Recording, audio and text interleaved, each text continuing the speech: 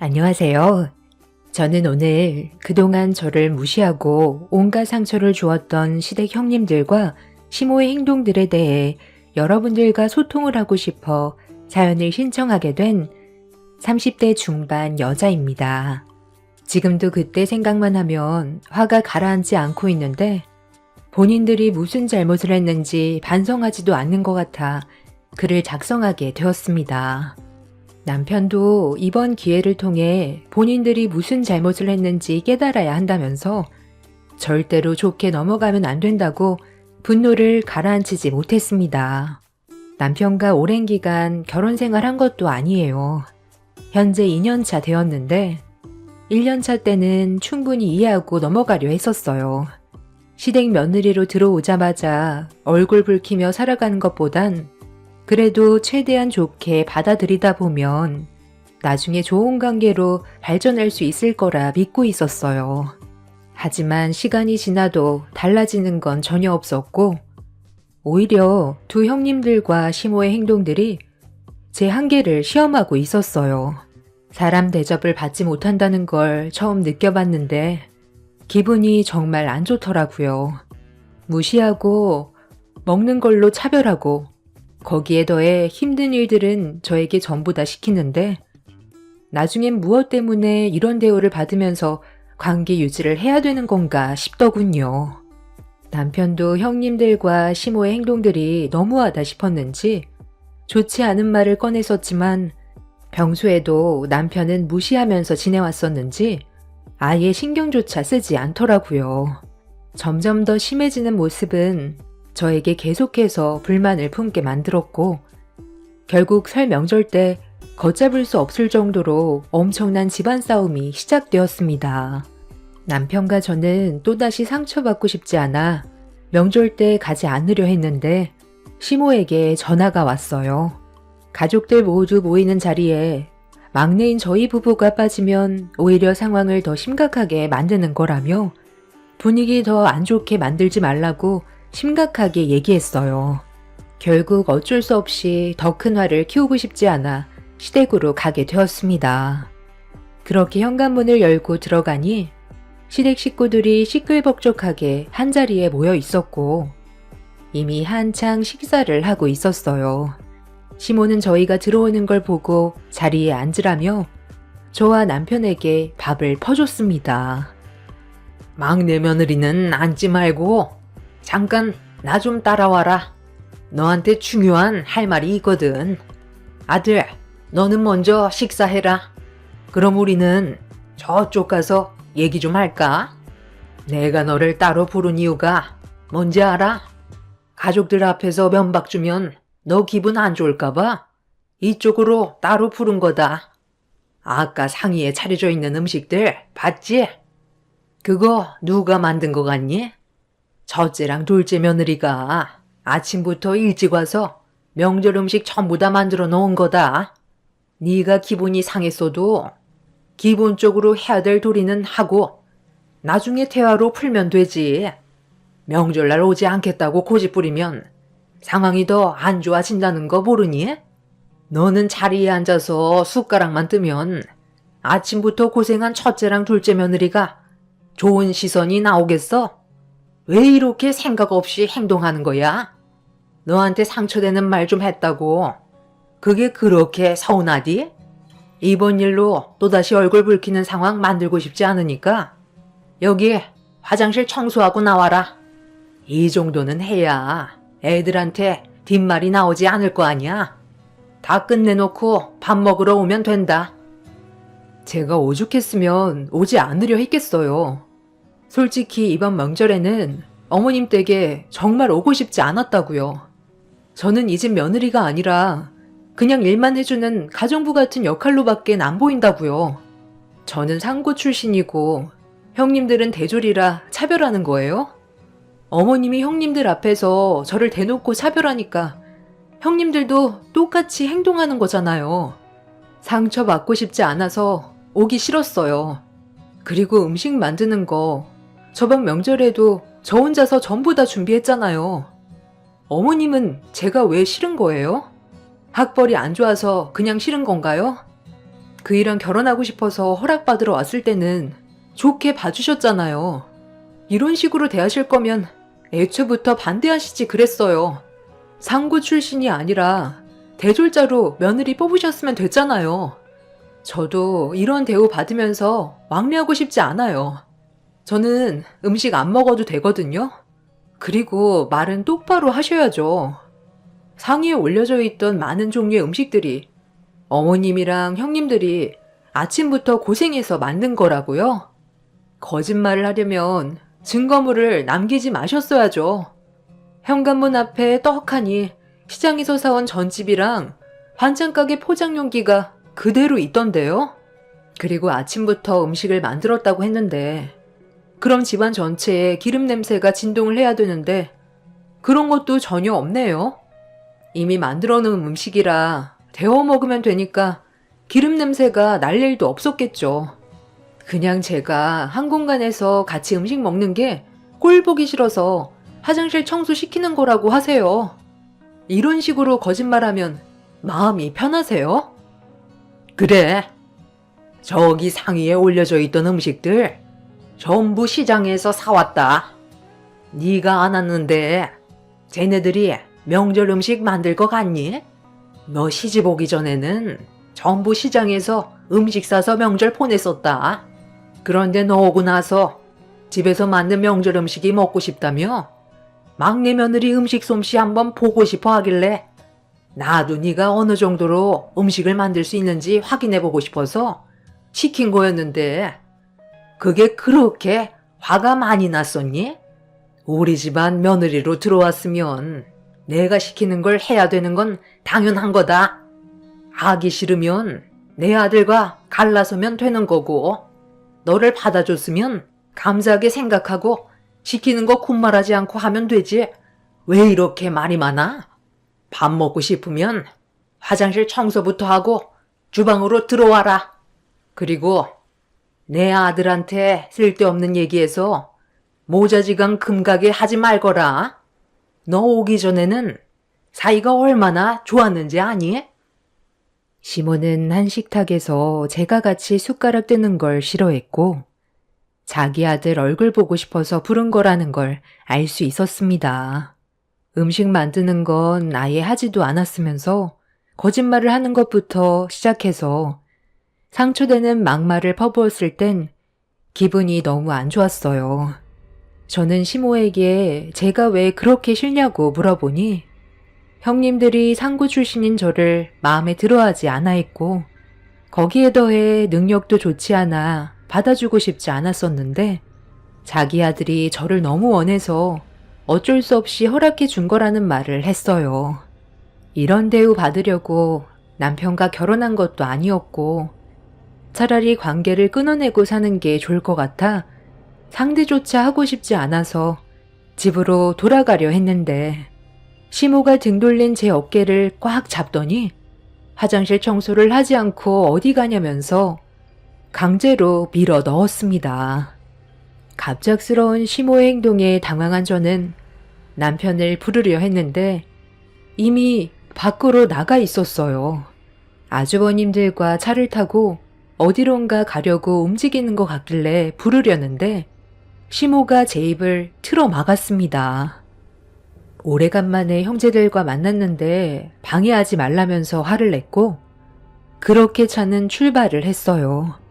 저에게 말을 하지 않고 아주버님들과 움직였다는 게 이해되지 않았어요. 분명 저에게 말할 틈도 주지 않고 데려갔다는 걸 짐작할 수 있었고 제가 시모를 뿌리치며 거실 밖으로 나오자 대졸 형님들은 주방에서 저를 보며 음식을 먹고 있었습니다. 결국 참고 참았던 화가 머리끝까지 올라와 쌓였던 불만들이 한꺼번에 터져나왔고 저를 쳐다보던 형님들한테 화를 냈어요. 막내 동서가 화가 많이 났나 보네. 서방님은 내가 보냈어. 요 앞에 가서 술 좀 사오라고 부탁했거든. 남자들끼리 잠깐 시간 좀 보내고 천천히 오라고 했으니까 걱정하지 마. 우리 그이랑 둘째 서방님이 막내 서방님을 끌고 가듯 데려가서 동서한테 연락도 못했을 거야. 핸드폰이 여기 있거든. 동서는 우리가 우습게 보이나 봐. 좋게 말하면 알아들을 줄 알아야지. 상구 출신이라 머리 회전이 많이 느린 건가? 눈치껏 좀 행동해. 막내 동서가 지금 우리랑 겸상할 수준은 아니잖아. 어머님, 이거 어디서 산 거예요? 어머, 저도 집에 가기 전에 사서 들어가야 되겠어요. 오대갈비가 정말 맛있는데요? 이 좋은 음식을 막내 동서랑 나눠 먹긴 아깝죠? 그렇잖아도 너희들만 먹으라고 내가 얘를 데리고 화장실 청소나 좀 시키려 했는데 자기만 왜 화장실 청소하냐고 나한테 얼굴을 붉히더라고. 참나 기가 막혀서. 이 정도 대우해주는 것도 감사하게 생각해야지. 어디서 얼굴을 치켜 세우고 대들어? 저런 비싼 음식 네가 먹어봤자 똥으로밖에 더 나와? 큰애랑 둘째는 머리를 써야 되는 직업이라 당연히 든든하게 먹어야 하지만 너는 딱히 내세울 것도 없는 일반 회사원이잖아. 머리가 좋아야 음식 맛도 잘하는 거지. 너는 입에 쳐넣기 바쁠 거 아니야? 비싼 돈 주고 사온 음식인데 아무나 먹어야 되겠니? 그네는 이번에 정교수로 부임한다 그러고 둘째 며느리는 이번에 대기업 과장으로 승진한다는데 너는 내세울 게 뭐가 있어? 5대 갈비 정도 뜯으려면 네 형님들과 비슷한 정도의 명분이 있어야 되지 않겠니? 누가 갈비 먹고 싶다고 한 것도 아니고 누구나 흔히 먹을 수 있는 갈비 가지고 대졸 출신만 먹어야 한다는 어머님 생각이 참 저급하네요. 갈비 뜯는데 명분도 있어야 하는 건가요?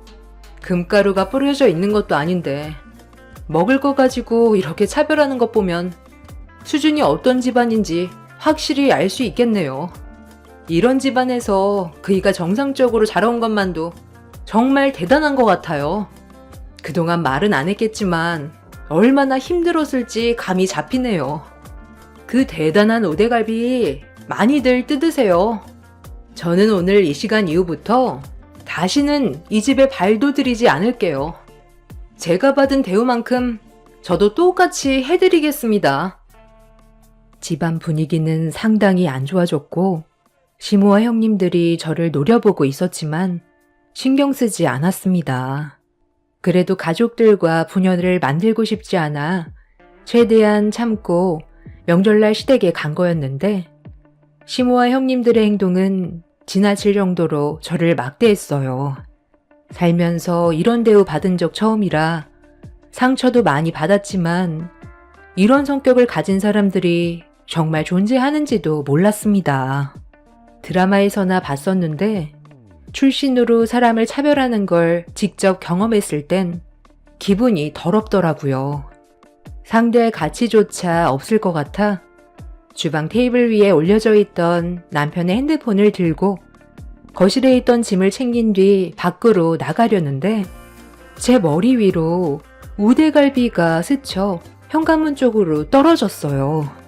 큰형님이 어른이 얘기하는데 어딜 가냐면서 상고 출신이라 버릇도 없는 것 같다며 가정교육을 제대로 받지 못해서 그런 거냐고 먹다 버린 우대갈비를 계속해서 저에게 사정없이 던졌습니다.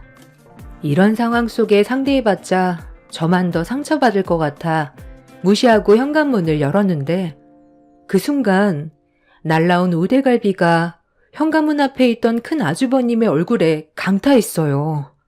아주버님들과 남편이 양손에 먹을 걸 사가지고 들어오려던 찰나 제가 현관문을 열면서 앞에 서 있던 큰 아주버님이 큰형님이 던진 팔뚝만한 우대갈비에 얼굴을 정통으로 맞게 된 거였죠.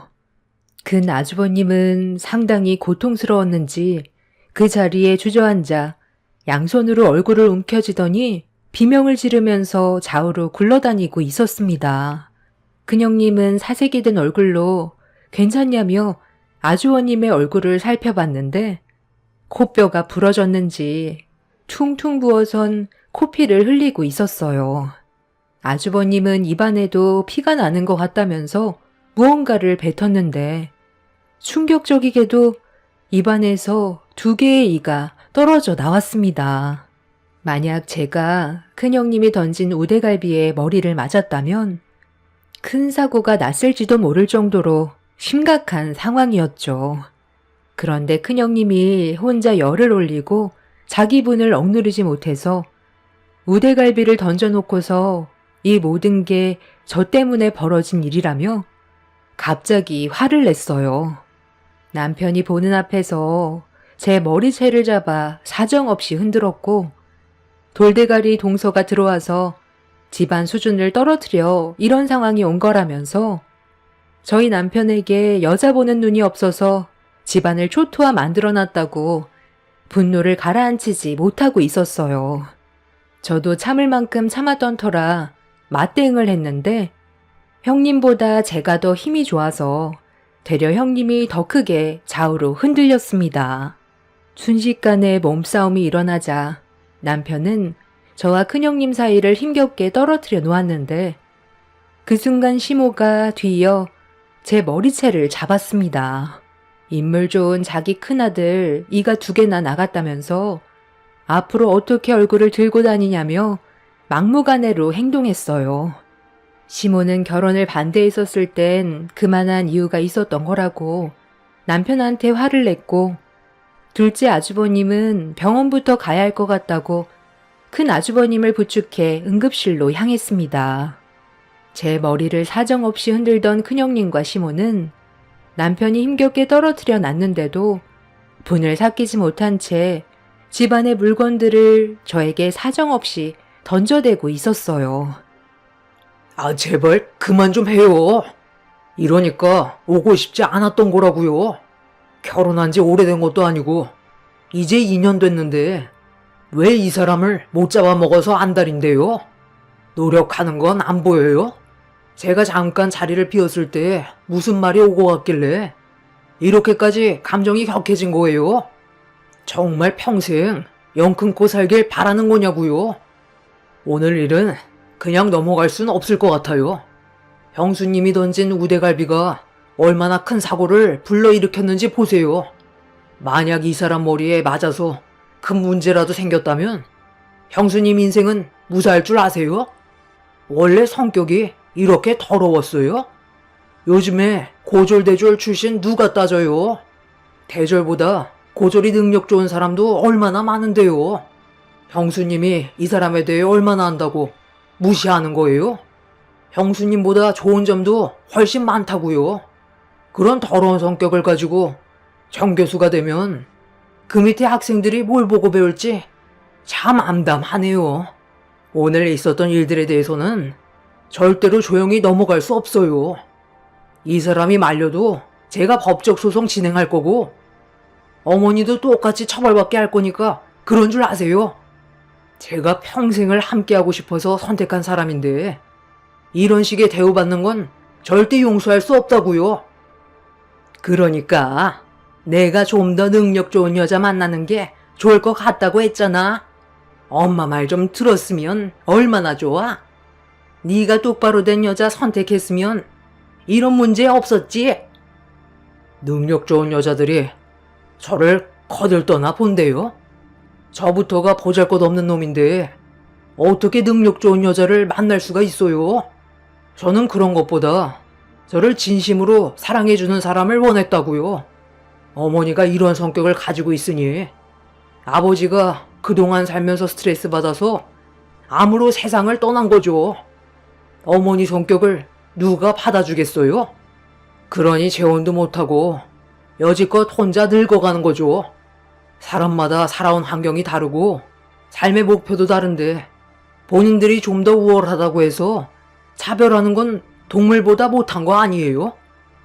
그래서 지금 나한테 소송을 걸겠다는 거예요? 도대체 내가 뭘 잘못했길래 법적 다툼을 겪어야 하는 건데요? 막내 동서가 예 없이 행동했고 나는 어른한테 함부로 대한 행동에 대해 정당한 응징을 주려던 것 뿐이었어요. 그런데 하필 그 타이밍에 우리 그이가 현관문 앞에 있어서 피해를 본 것뿐이라고요. 형수님이 뭔데 이 사람한테 응징을 한다는 건데요. 아무리 잘못을 했다 해도 이런 식으로 행동하는 게 상식적으로 맞는 거예요? 배웠다는 사람이 머리가 그렇게 안 돌아가요? 분위기는 걷잡을 수 없이 심각해졌고 남편은 말로 하는 것보다 법적으로 대응하는 게 좋을 것 같다면서 나중에 법정에서 보자며 저를 데리고 차에 올라탔어요. 시모는 자식 새끼 힘들게 낳아서 키워봤자 아무 소용 없다며 아들이 자기를 배신했다고 땅을 치며 울분을 토해냈습니다. 남편은 집에 가는 동안 제가 다친 곳은 없는지 살펴주었고 한참을 달려 집에 절반 정도 도착했을 때 휴게소에 잠깐 들렸어요. 남편은 자기 집안 식구들 때문에 정말 미안하다면서 시댁 식구들을 대신해 용서를 구했습니다. 그리고 좀 전의 상황에 대해 설명을 해줬어요. 식탁에 둘러앉아 있는데 제가 오지 않자 불안해서 저에게 오려고 자리에서 일어난 순간 큰형님과 둘째 형님이 술이 모자른 것 같다며 술 좀 사오라고 시켰다네요. 아주버님들한테 오래간만에 형제들과 만났는데 잠깐 대화 좀 주고받으라며 자리를 비켜달라는 말투로 상황을 전환시켰고 아주버님들은 눈치가 보였는지 남편을 데리고 밖으로 급하게 나가는 바람에 저에게 말도 하지 못한 거라며 그때 가지 말았어야 했다고 후회를 하고 있었어요. 어차피 벌어진 일이라 좀 전의 상황을 후회해봤자 달라지는 건 없었기 때문에 신경 쓰지 말라며 제가 상처받았을까봐 괴로워하고 있는 남편의 기분을 가라앉혀 주었습니다. 그날 이후 저희 부부는 시댁에 발도 들이지 않았고 어떠한 연락도 주고받지 않았어요. 남편은 제가 받은 피해에 대해 법적으로 대응할 수 있는지 변호사와 상담을 했는데 갑자기 큰 아주버님한테 전화가 왔어요. 아주버님은 이번 일을 그냥 넘어가 줬으면 좋겠다고 남편을 설득하고 있었습니다. 남편은 아주버님의 말을 한참 동안 들어주더니 결론은 힘들 것 같다는 거였어요.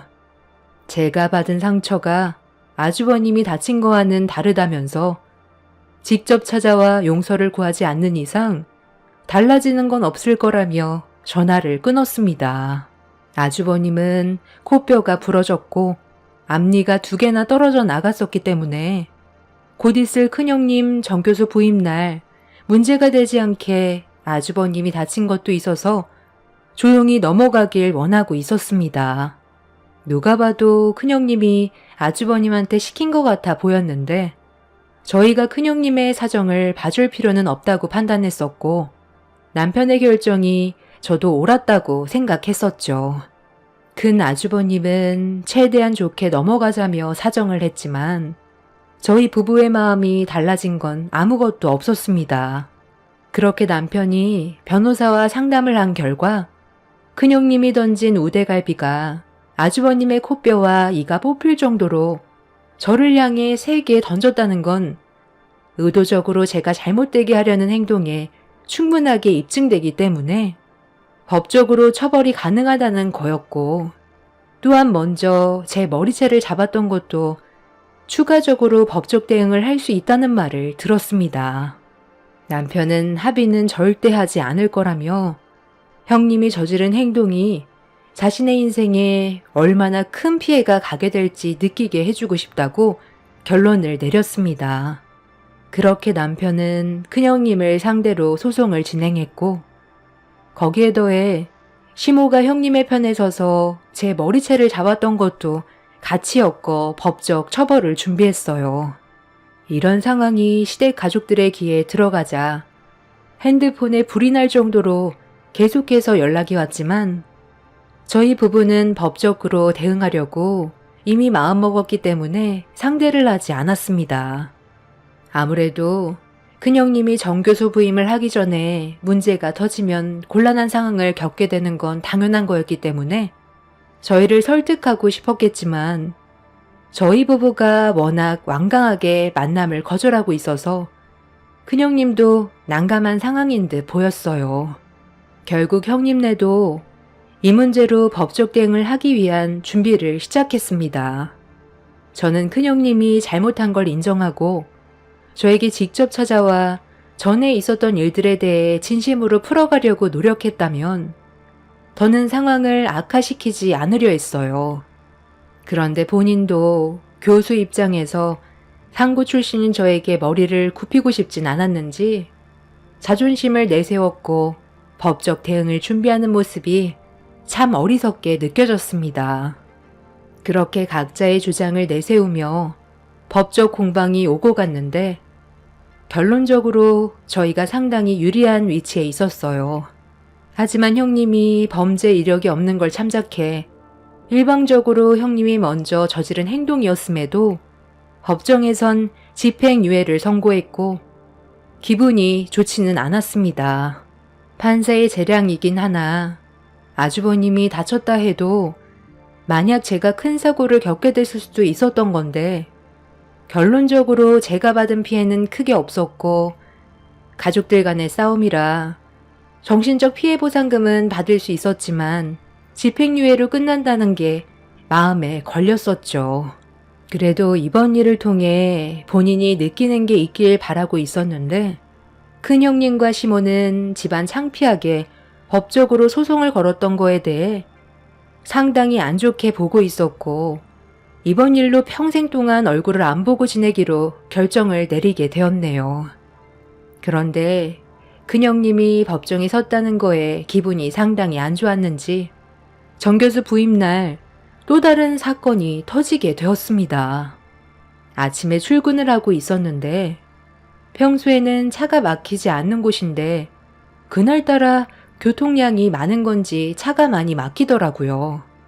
어느 정도 예상은 했었지만 교통사고가 났었는지 차량 한 대가 도로를 막고 서 있는데 거기에 서 있는 사람이 누군가와 전화통화를 하고 있었어요. 멀리에서 잘 보이지 않았었는데 차량들이 천천히 빠져나가면서 제가 사고 현장 앞에 지나치는 순간 전화통화하는 사람의 얼굴을 확인하게 되었고 얼굴을 붉히며 전화로 누군가에게 짜증을 내고 있었습니다. 사고가 난 사람은 다름 아닌 큰형님이었어요. 그날이 정교수 부임날이라고 알고 있었는데 대학교를 가던 도중에 횡단보도를 건너는 사람과 접촉 사고가 난 것 같아 보였습니다. 혹시라도 제 얼굴을 보게 될까봐 창문을 올렸고 정체가 되어 있는 상태에서 큰형님의 모습을 보게 되었습니다. 저기요, 크게 다친 것도 없는 것 같은데 일단 사고 처리는 나중에 하면 안 될까요? 제가 오늘 정교수 부임날이라 시간이 많이 없거든요. 아, 네? 크게 다친 곳이 없다뇨. 지금 다리가 움직이지 않는다고요. 눈을 어디다 두고 운전하는 거예요? 횡단보도 청색 신호인 거 못 보셨어요? 그리고 지금 이대로 가면 뺑소니인 거 아시죠? 사고를 유발했으면 끝까지 책임은 지셔야죠. 지금 교수 부임이 중요한 거예요? 제가 죽을 수도 있었다고요. 저기 학생, 어디 대학생이야? 우리 학교면 내가 앞으로 신경 잘 써주면 되잖아. 왜 이렇게 말을 못 알아들어? 나중에 처리해준다니까. 연락처 주면 되는 거 아니야? 일단 이거 받아. 이걸로 대충 치료하고 있어. 나중에 보험사에서 연락할 거야. 아침부터 바빠 죽겠는데 재수없게 튀어나오면 어떡해? 저기요. 건너는 신호니까 건넌 것 뿐이잖아요. 그리고 지금 저한테 돈을 던진 거예요? 제가 거지예요? 사고를 냈으면 먼저 용서를 구해야 되는 게 먼저 아니에요? 용서는 무슨? 내가 죽을 죄를 지은 것도 아니잖아. 나 지금 바쁘니까 나중에 연락해. 요즘 애들은 왜 이렇게 개념이 없어? 너 같은 게 나라를 말아먹는 거야. 너 혹시 이런 식으로 남의 돈 뜯어먹으면서 생활하는 거 아니니? 딱 봐도 거짓골에 못 사는 집안 같은데 먹고 살기 힘드니까 외제차 골라서 들이댄 거 아니냐고. 왜? 한몫 단단히 챙기려고? 큰형님은 사고로 고통스러워하고 있는 여학생에게 막말을 퍼부었어요. 10,000원짜리 몇 장을 여학생 얼굴을 향해 던진 뒤 나중에 연락하라면서 급하게 차에 올라타 아무런 조치도 취해주지 않고 그 자리를 벗어나 버렸습니다. 이건 엄연한 뺑소니였고 절대로 용서받을 수 없는 행동이었어요. 저는 한쪽에 차를 세운 뒤 구급차가 올 때까지 여학생 옆을 지켜주었고 구급차가 도착해 응급실로 향하는 걸 확인한 뒤에 경찰서에 전화해서 뺑소니를 신고했어요. 그렇게 저는 경찰과 함께 큰형님이 다니는 대학교로 향했습니다. 대학 정교수 부임이 대단한 일도 아닌데 시댁 식구들이 축하해 주려고 전부 모여 있더라고요. 큰형님은 좀 전에 어떤 상황이 있었는지 머릿속에서 지워버린 사람처럼 웃으면서 주변 사람들과 인사를 주고받고 있었습니다. 제가 경찰들과 형님 앞에 나타나자 큰형님은 당황해 하더니 저에게 뭐 하는 짓이냐며 목소리를 높였어요. 저는 차 안에 있었을 때 형님이 어떤 사람인지를 핸드폰에 증거물로 남겨두었고 그 모습을 모든 사람들에게 보여주었습니다. 시댁 식구들은 녹화된 영상을 보곤 할 말을 잃었는지 당황해했고 학교 측 다른 교수분들도 큰형님의 진짜 모습에 많이 실망을 했는지 말을 이어가지 못하고 있었습니다. 많은 학생들과 시댁 식구들이 보는 앞에서 큰형님은 경찰에게 연행이 되었고 큰형님은 본인의 잘못이 아니라면서 경찰들을 뿌리치며 난리를 쳤어요. 순식간에 학교 안은 아수라장이 되었고 이런 상황에선 시모도 도가 지나치다고 생각했는지 큰형님의 편을 들어주지 않았습니다. 그리고 이 문제로 인해 사고를 당했던 여학생 가족들은 큰형님의 행동에 대해 강경히 대응했어요. 법적으로 처벌을 요구했고 법정에서는 형님의 행동에 대해 심각하게 생각했어요. 여학생이 다리에 골절상을 입었고 도움을 요청하는데도 그 모습을 보고도 어떠한 죄책감도 없이 본인의 일만 생각해 그 자리를 이탈한 것에 대해 재판부는 징역 1년 6개월의 형을 내렸습니다. 그리고 이 문제로 큰형님은 교수의 자격이 없다고 판단해 교수직에서 박탈의 위기까지 처한 상태였었죠. 큰형님은 억울하다면서 원심의 형이 너무 무겁다고 항소를 했지만 법정에선 받아들여지지 않았어요. 결국 그 끝은 나락이었고 큰형님의 안 좋은 행실들은 되돌릴 수 없는 결과를 가져오게 되었습니다. 아무리 잘났어도 사람이 되지 않았다면 그에 맞는 대우를 해줘야 된다는 걸 이번 일을 통해 알 수 있었어요. 둘째 형님과 시모는 이번 사건으로 많은 걸 느꼈는지 저를 대하는 태도가 확 바뀌었지만 사람 본성 쉽게 안 변한다고 두 사람도 분명 큰형님처럼 대가를 치를 날이 멀지 않았다고 생각합니다. 큰형님의 성격이 제일 고약했기 때문에 먼저 처벌을 받게 된 거지 시모와 둘째 형님도 언젠간 또 다른 사건을 터뜨릴 것 같아요. 지금은 쥐죽은 듯이 지내고 있습니다. 저희 부부는 시댁 식구들과 연락 한 통 없이 안 보고 지내고 있어요. 앞으로도 그렇게 사는 게 저희 가족의 평화를 유지할 수 있는 방법이라고 생각합니다. 그리고 제가 현재 임신 7주 차라 안정을 취해야 되는 상황이라 저희 가족만 생각하기로 했어요. 어차피 저희 부부 없어도 알아서들 잘 살아갈 텐데 엮일 필요는 없죠.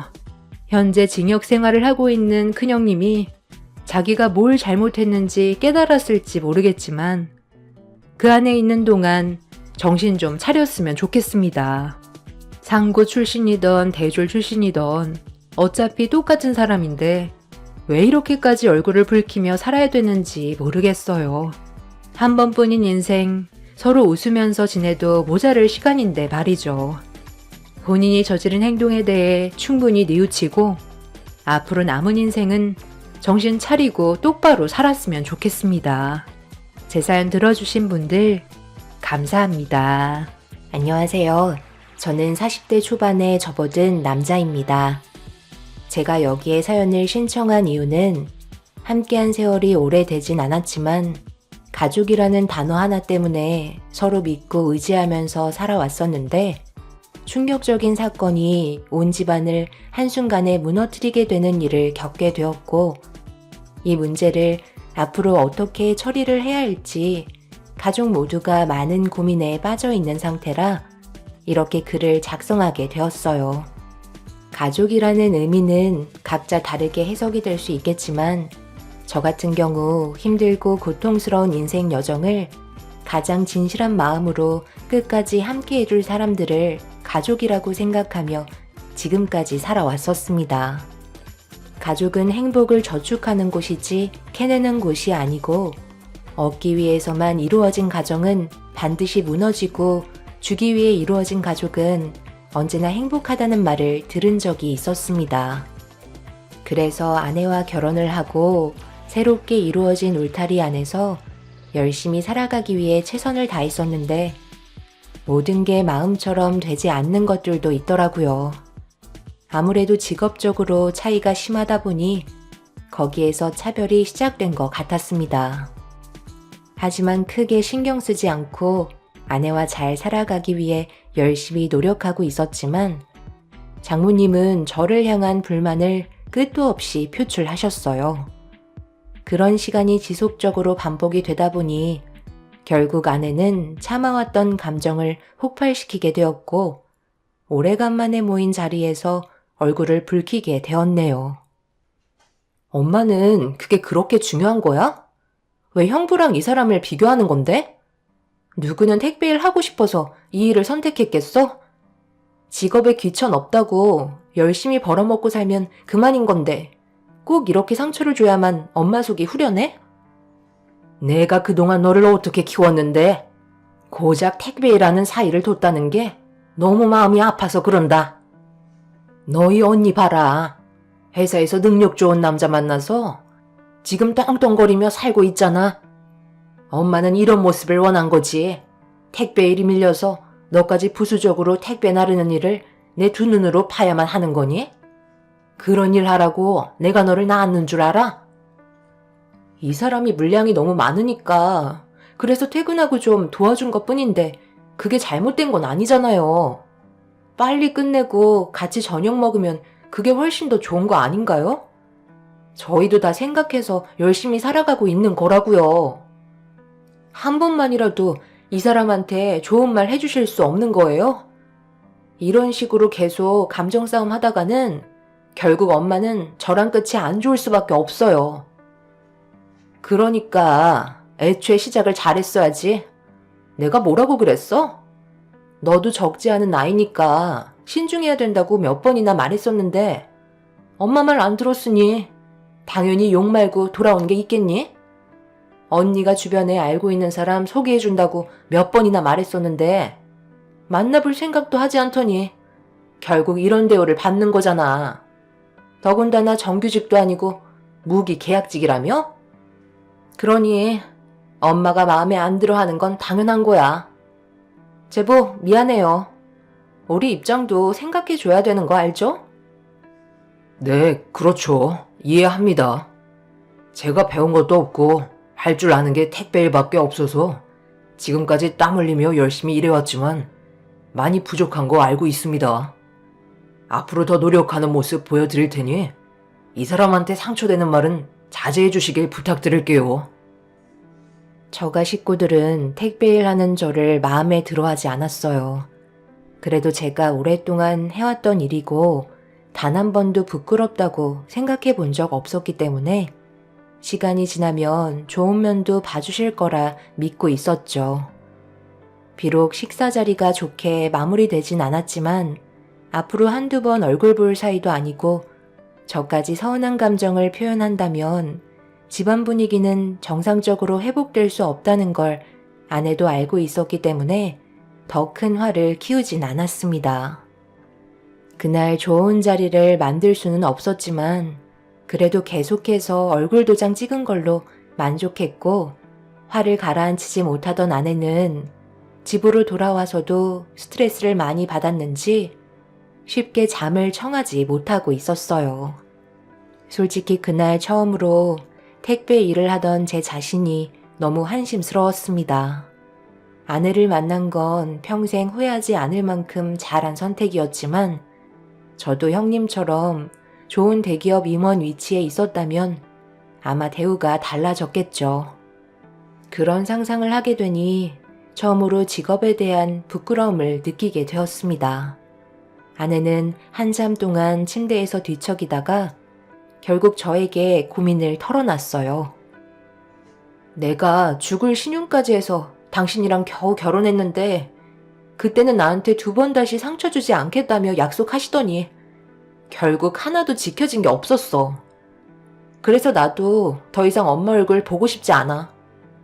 어차피 당신이랑 친정에 가봤자 돌아오는 건 상처와 욕밖에 더 있어? 그동안 살면서 엄마 성격 잘 아는데 절대 그 고집 꺾을 수가 없어. 그냥 우리만 신경 쓰는 게 좋겠어. 그렇게 되면 내가 당신한테 입김 넣었다고 생각하실 거 아니야.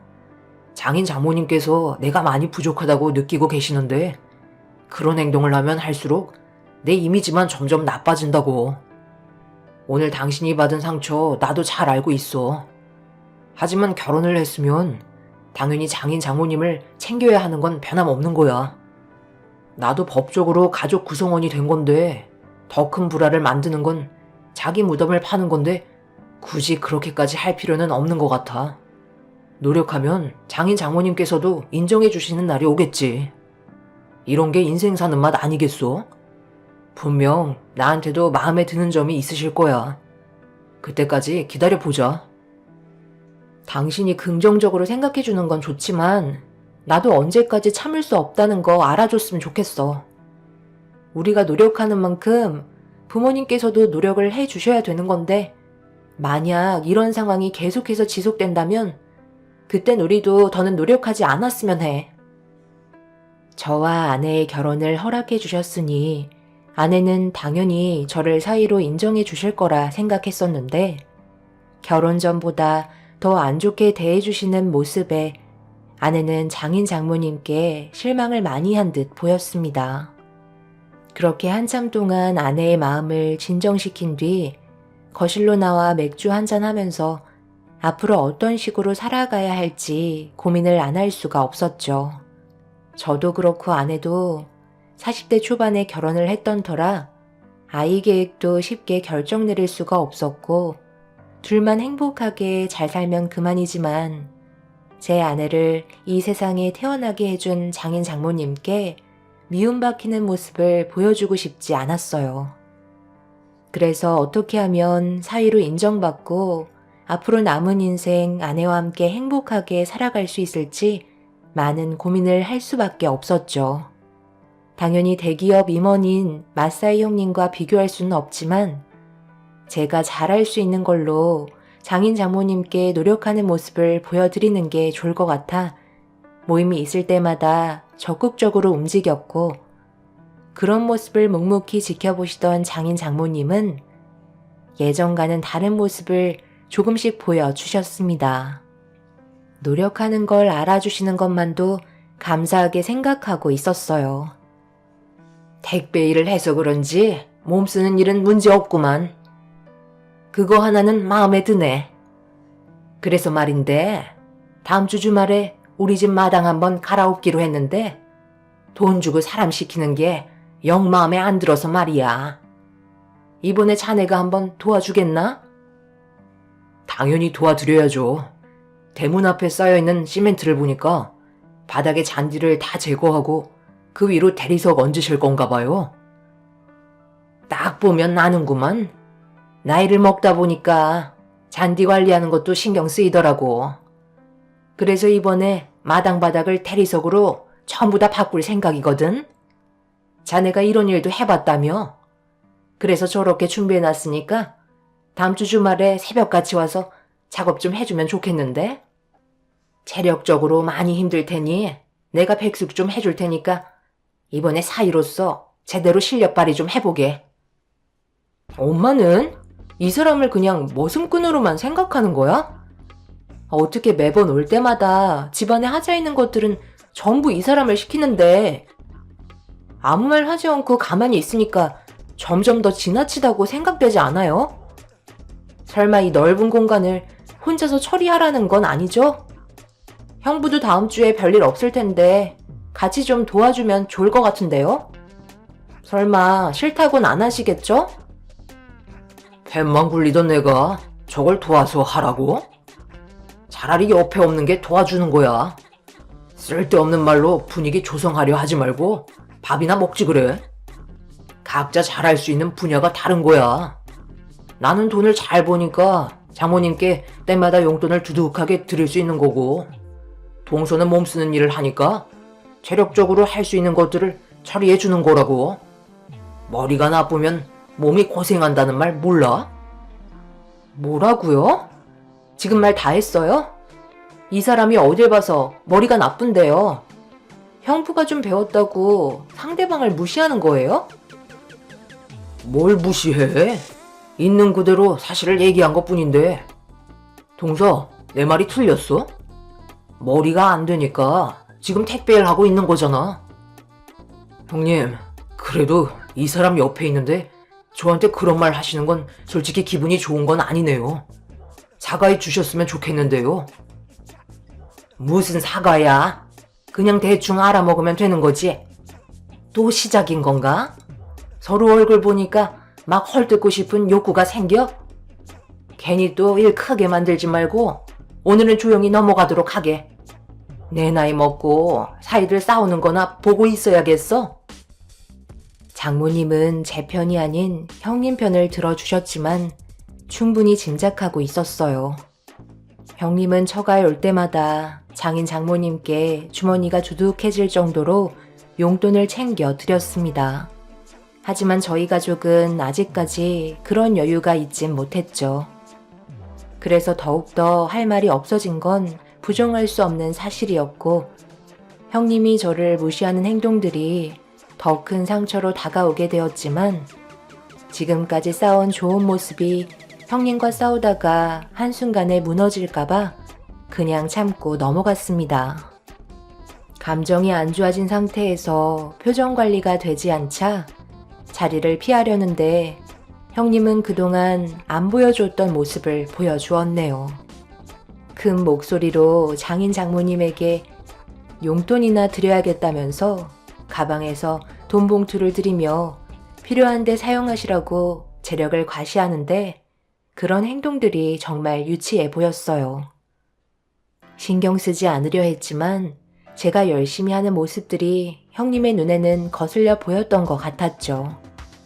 그렇게 돌아온 주말에 결국 아내와 단둘이 다시 처가로 바닥 공사를 진행하려 하는데 형님 내외가 오더니 마당을 쓱 한번 훑어보곤 집으로 들어가 나오지 않았습니다.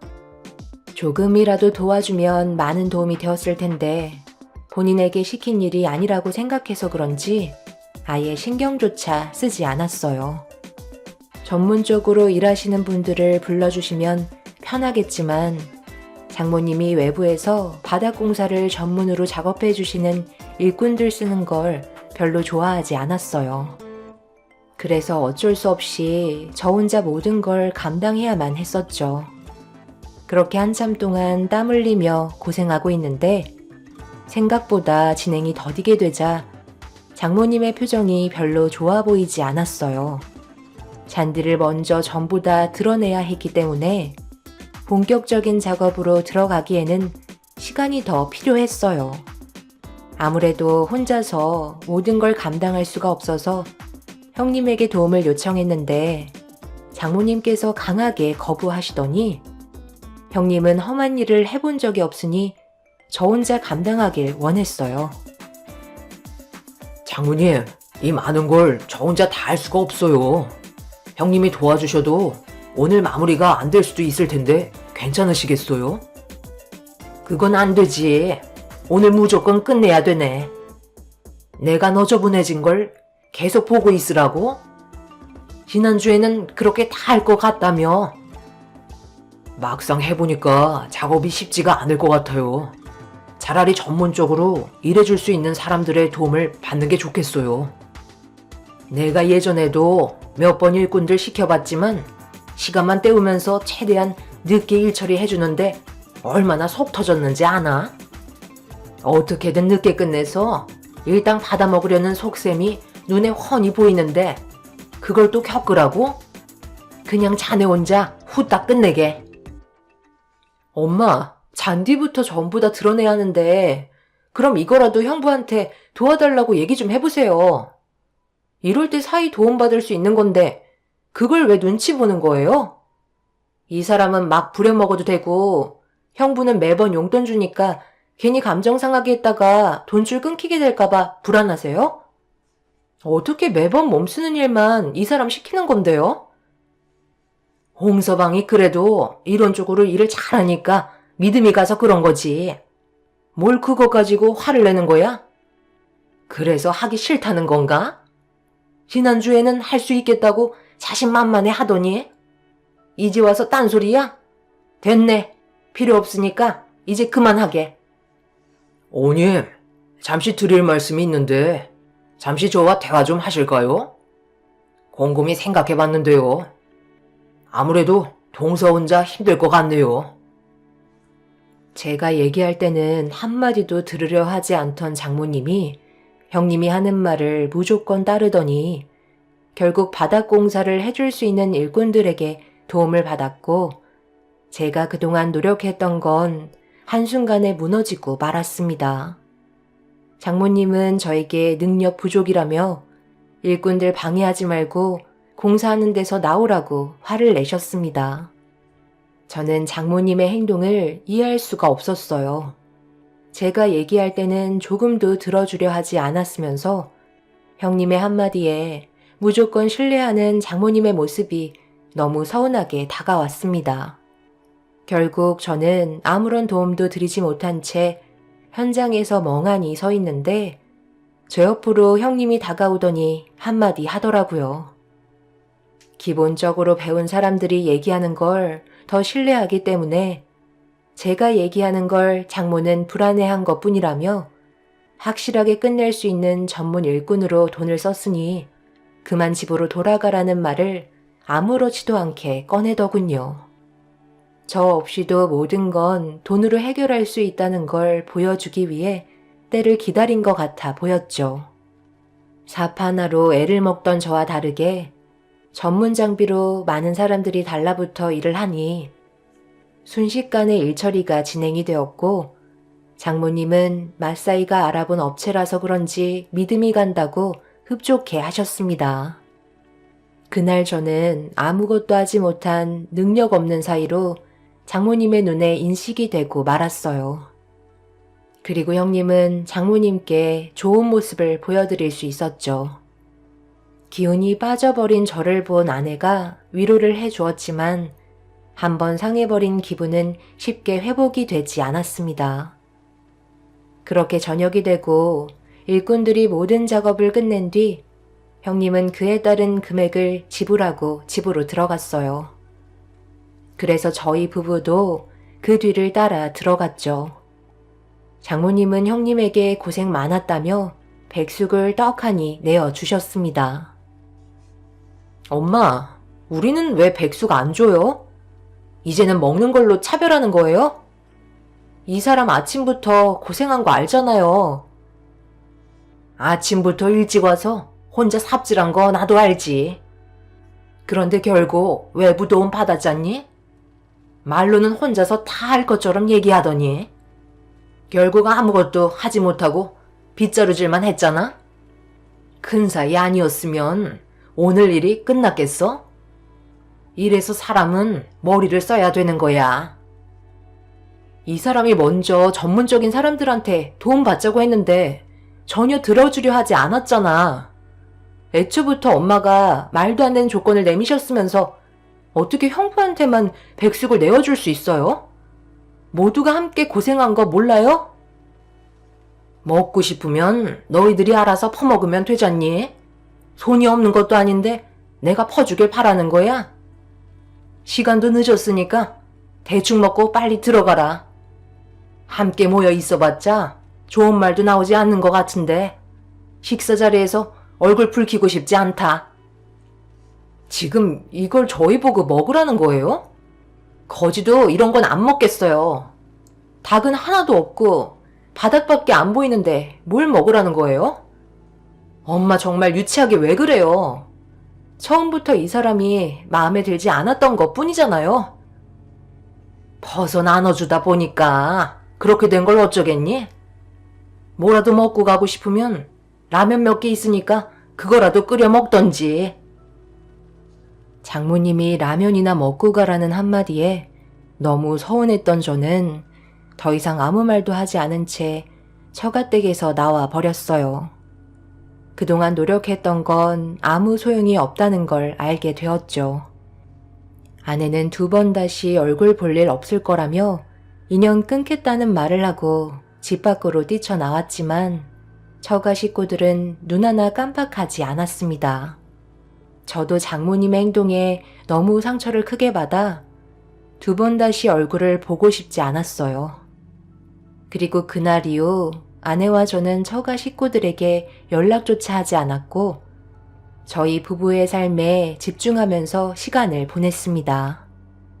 모든 걸 내려놓게 되니 마음이 편해졌고 차라리 이렇게 사는 게 스트레스 안 받고 행복하게 살아갈 수 있는 길인 것 같아 아예 연락 자체를 하지 않았습니다. 그렇게 1년의 반이 지나가는 동안 처가 식구들에게도 연락이 오지 않았는데 바쁘게 택배 일을 하던 어느 날 장모님한테 전화가 왔습니다. 받지 않으려 했지만 쉬지 않고 계속 전화를 하시는 바람에 어쩔 수 없이 전화를 받게 되었었죠. 장모님은 저에게 한마디 하셨어요. 그동안 연락 한 통 없이 지내니까 기분이 좋던가? 어떻게 일을 이런 식으로 끌고 갈 수가 있는 거야? 가족이란 게 뭔가? 아무리 큰 잘못을 했어도 시간이 지나면 용서해 주는 게 가족 아니겠어? 저번 일은 나도 어느 정도 잘못한 것 같아서 계속 신경이 쓰이긴 했는데 어떤 식으로 접근을 해야 할지 몰라 그동안 연락을 못하고 있었네. 그런데 이번에 우리 집에서 모두가 모이기로 했거든? 그냥 간단하게 한 끼 먹기로 했으니까 자네도 미정이랑 내려오게. 이것저것 해야 할 일들이 몇 가지 있으니까 새벽에 일찍 와야 되네. 내가 먼저 손을 내밀었으니 꼭 와줄 거라 믿고 있겠네. 홍서방이 내 딸 설득해서 같이 와주길 바라네. 서로 안 좋았던 감정 좋게 풀고 다시 좋은 관계 유지해 나가면 좋지 않겠나? 장모님은 무슨 생각이신지 저에게 먼저 전화를 하셔서는 관계 회복을 하고 싶다며 손을 내미셨습니다. 이런 적이 처음이라 많이 당황스럽기도 했었고 장모님 입에서 홍서방이라는 말을 꺼내시면서 좋게 풀고 싶다는 말에 어느 정도 시간이 지나서 그런지 고민을 하게 되더라고요. 그래서 퇴근하고 아내에게 장모님과 통화했던 내용에 대해 알려주면서 어떻게 하면 좋을지 의논을 하기 시작했고 아내도 장모님이 먼저 손을 내밀었던 건 처음이라 어느 정도 마음이 풀린 듯 보였습니다. 저희는 결국 장모님의 말대로 서로 안 좋았던 감정을 풀기 위해 꼭두 새벽부터 처가로 향하게 되었어요. 그렇게 저희가 도착을 하자마자 장모님은 기다렸다는 듯이 저희에게 선물이라며 무언가를 하나씩 건네줬어요. 건네받은 물건을 자세히 보니 고무장갑이길래 당황한 아내는 고무장갑을 왜 줬는지 물어보자 저희를 뒷마당으로 데리고 가셨습니다. 그리고 눈앞에 펼쳐진 광경은 충격적이었고 아무 말도 나오지 않았네요. 장모님이 저희를 부른 건 다름 아닌 김장 때문에 일손이 모자랄까봐 일 시켜 먹으려고 부른 거였습니다. 아내는 고무장갑을 바닥으로 던지면서 저에게 집으로 돌아가자며 화를 냈어요. 그러자 장모님께서 형님네에도 지금 거의 다 오고 있을 거라며 함께 김장하면서 안 좋았던 감정 풀 수 있을 것 같아 모임을 계획한 거라고 저희를 붙잡으셨죠. 이미 배추는 절여진 상태였기 때문에 속재료만 만들어서 채우기만 하면 되는 거라 크게 어려운 건 없었어요. 형님네와 함께 만들면 금방 끝날 것 같았습니다. 아내도 형님네가 저희와 안 좋았던 감정 풀고 싶어서 서둘러 오고 있다는 말에 어쩔 수 없이 장모님 일손을 돕게 되었습니다. 그렇게 꼭두 새벽부터 장모님의 지시대로 바삐 움직이고 있는데 시간이 지나도 형님네가 오지 않고 있더라고요. 그래서 아내가 언제 오냐며 장모님께 물어보자 중간에 통화를 하셨는지 오는 도중 차가 멈춰서 잠깐 카센터에 들렸다고 시간이 걸린다는 말에 일단 저희는 묵묵히 김장을 담그게 되었죠. 결국 한참의 시간이 지나고 늦은 오후가 되어서야 김장을 끝낼 수 있게 되었고 전부 다 통에 담아둔 뒤 저녁 준비를 하는 사이 그제서야 형님네가 처가에 도착을 했습니다. 차에서 내리자마자 저희 부부에게 달려와 미안하다며 차가 고장이 나서 어쩔 수 없었다고 난감한 표정을 보이는데 눈으로 확인할 수가 없으니 믿을 수밖에 없었어요. 그런데 장모님이 마당 한편에 쌓아둔 김치통을 형님 차에 실으라며 지시를 하길래 얼마나 실으면 되냐고 여쭤본 순간 저희 부부는 기분이 상하고 말았습니다. 장모님이 드실 김장김치는 이미 김치 냉장고에 전부 다 들어간 상태인데 나머지 김장김치를 전부 다 형님 차에 실으라는 말을 하셨어요. 그러자 아내는 저희 건 없냐고 여쭤보니 형님네가 다른 사람들에게도 김치를 나눠줘야 해서 저희 부부에게는 돌아가지 않을 것 같다는 충격적인 말을 꺼내셨네요. 꼭두 새벽부터 저희를 이용해 먹기 위한 하나의 수단으로밖에 생각하지 않았고 너무 화가 난 저는 처음으로 분노하고 말았습니다. 장모님께 소리치며 화를 내려 하는데 갑자기 누군가 초인종을 누르면서 열려있는 대문으로 여러 명의 사람들이 몰려오더라고요. 가족 모두가 경계하는 눈빛으로 누구냐고 물어보니 형사분들이었고 그 순간 갑자기 형님이 도망을 치기 시작했어요.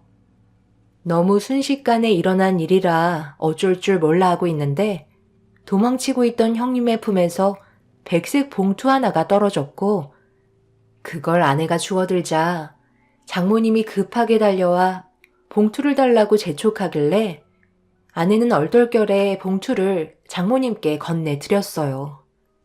그런데 그걸 본 형사가 장모님 손에 넘어간 봉투를 달라며 손을 내밀었고 장모님은 갑자기 백색 봉투를 구겨서 입안에 집어넣기 시작했네요. 예상하지 못한 일들이 닥친 터라 아내와 저도 우왕좌왕하며 형사님들께 무슨 일이냐고 물어보자 충격적인 말을 들을 수 있었습니다. 형님이 다른 임원들과 회사 공금을 횡령했다는 말과 함께 장부를 찾고 있었는데 그게 장모님 댁에 보관되어 있는 것 같다며 장모님 입에 들어간 백색 봉투를 꺼내려고 형사들이 애를 먹고 있는 상황이었어요. 결국 장모님의 입에서 나온 백색 봉투를 형사가 확인한 순간 공금 횡령 장부가 확인이 되었고 장모님 댁으로 들어가 다른 장부 내역이 어디에 있는지 확인해 보기 위해 수색이 진행되었습니다. 매달 장모님께 백색 봉투를 건네드렸던 건 회사 자금 횡령 장부를 보관해주는 대가로 어느 정도의 금액을 지속적으로 받아온 것 같았어요. 그리고 잠시 뒤 장모님 방에서 무언가를 가지고 나온 형사의 손에 꽤 많은 백색 봉투가 들려 있었고 전부 다 매달 얼마의 공금을 횡령했는지에 대한 장부를 확인할 수 있었죠. 저희 부부만 이 사실을 몰랐었고 처가 식구 전부가 한통속이었습니다. 결국 모두가 경찰서로 연행이 되면서 조사를 받게 되었지만 저희 부부는 금방 풀려날 수 있었어요. 문제는 처가 식구들이었어요. 공금 횡령은 꽤 큰 처벌이 내려질 수 있는 문제라 상당히 심각한 상황이었죠. 횡령한 자금으로 다른 곳에 투자를 했던 내역들도 확인이 돼서 재질이 무거울 거라는 변호사의 말을 들을 수 있었습니다. 징역을 면하기 힘들 거라는 말을 듣게 되었고 지금 현재 처가 식구들은 법적인 처벌을 기다리고 있는 중입니다. 너무 갑작스럽게 일어난 일이긴 하지만 그동안 이런 문제들 때문에 서로 똘똘 뭉친 게 아닌가 싶어요. 돈의 맛이 들려버린 처가 식구들의 참혹한 결과였네요. 가족은 행복을 저축하는 곳이지 캐내는 곳이 아니고 얻기 위해서만 이루어진 가정은 반드시 무너진다는 말이 정말 맞는 말 같아요. 땀 흘려 노력한 결과물이 아닌 아무런 대가 없이 가진 물질들은 결국 그에 따른 대가가 뒤따르는 것 같습니다. 아내는 지금의 상황을 보고 차라리 잘 됐다며 저희 부부에게 했던 행동들에 대한 벌을 받는 거라고 하더군요. 만약 장인 장모님께서 현명하셨다면 이런 일에 휘말리지는 않으셨겠죠. 참 안타까울 뿐입니다. 앞으로 어떤 결과가 주어지든 받아들이겠지만 자신의 잘못과 행동을 뉘우쳤으면 좋겠네요. 여러분들께서도 가족의 울타리를 잘 만들어 언제나 행복한 가정을 꾸리시길 바랍니다. 감사합니다.